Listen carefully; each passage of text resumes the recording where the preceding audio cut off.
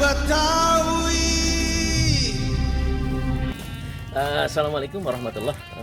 Ini hari Encang mau ngerosokin nangka. Ngerosokin itu ngebungkus.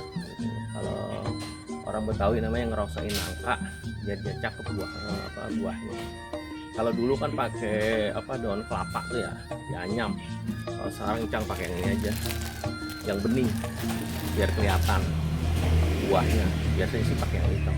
Ini pohon yang depan dulu yang kecil, sama yang ke belakang nanti. Ayo kita mulai sekarang.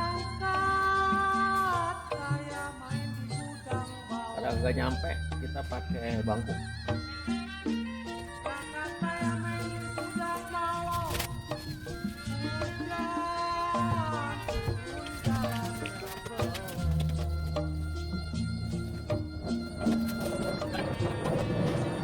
Kita mau deketin dikit, kita pindah yang ke belakang.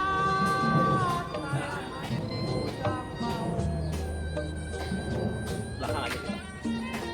Nah ini pohon yang belakang nih. Saya coba ya, tetap aja pakai tetap pakai bangku, nggak nyampe. Ini aja dulu. Yang pendek dulu.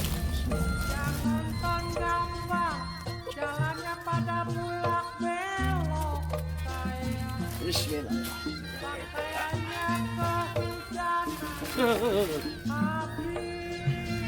Ambles, empuk tanahnya.